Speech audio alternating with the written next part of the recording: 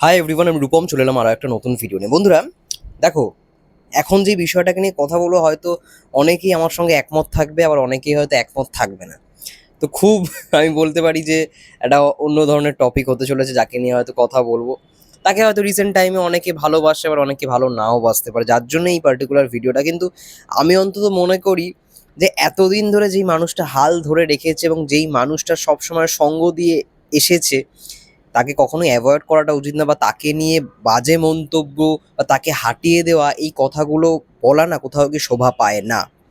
তো আমি এখন কথা বলতে এসেছি সবুজ খানকে নিয়ে, যিনি মেকআপ আর্টিস্ট, যিনি শাকিব ভাইয়ের এতদিন যাবৎ সমস্ত সিনেমার মেকআপ করে এসছে, বলা যেতে পারে শাকিব ভাইয়ের পার্সোনাল মেকআপ আর্টিস্ট। আমি নিজেও যখন তুফানের প্রিমিয়ারে তার সঙ্গে মিট করি, খুব ভালো রেসপন্স, মানে তার থেকে রিয়াকশন পেয়েছি। সে আমার ভিডিও দেখেছে, খুব ভালোভাবে মানে কথাবার্তাও বলেছে আমার সঙ্গে যখন তুফানের প্রিমিয়ার হয়েছিল কলকাতায়।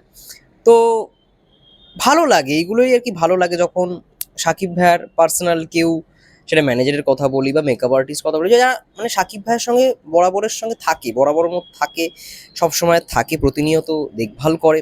তো তারা যখন আমার একটা ভিডিও দেখছে, অবশ্যই ভালো তো লাগে। তো তার সঙ্গে ওইখানেই আমার মানে সত্যি কথা বলতে তুফানের প্রিমিয়ারে দেখা হয়েছিল। খুব ভালো কথা বলে, খুব ভালো, মানে আমার ভিডিওর প্রশংসাও করেছিল। আমি ছিলাম, কৌশালিদি ছিল সেই সময়।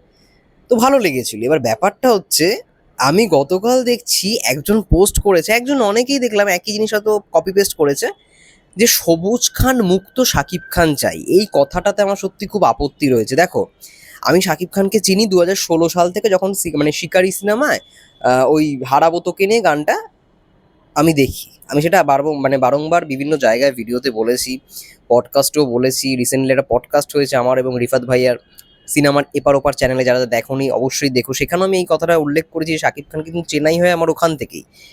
এবার তখন কি খুব ভালো লাগতো মানে সেই সিনেমাগুলো দেখো, হ্যাঁ নায়ক হিসেবে অবশ্যই ভালো একজন নায়ক এসেছিল, এটা তখন জানতে পেরেছিলাম। কিন্তু সিনেমাগুলো যে অতটাও মানে আমি দেখেছিলাম বা অতটাও ভালো লেগে গেছিলো এমনটা নয়।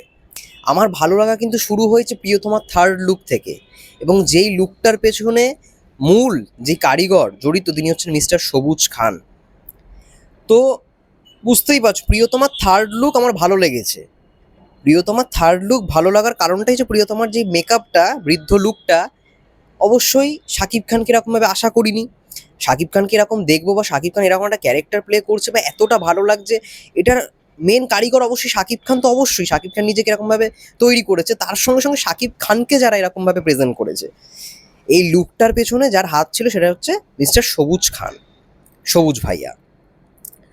তো আজকে যার জন্য শাকিব খানকে একটু নতুন রকমভাবে চিনলাম, শাকিব খানকে নিয়ে ভিডিও করি, শাকিব খানকে ভালো লাগা তৈরি হলো, সেই মানুষটাকে তো একটা ক্লিকে বা একটা কথা শুনেই আমি তো পরিত্যাগ করতে পারি না।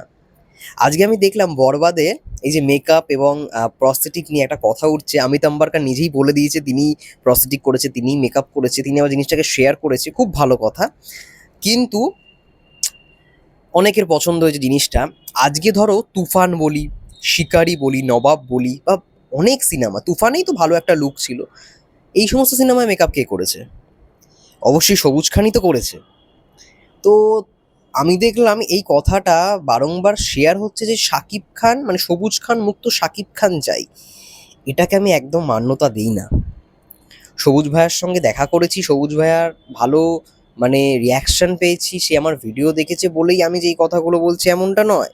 কিন্তু আজকে শাকিব খান, যদি শাকিব খানকে ভালো লাগা তৈরি হয়ে থাকে, যেই প্রিয়তমার থার্ড লুক, সেটার পেছনে তো অবশ্যই সবুজ খানের হাত রয়েছে। তুফানে এত ভালো লুক, সেটাও সবুজ খানের হাত রয়েছে।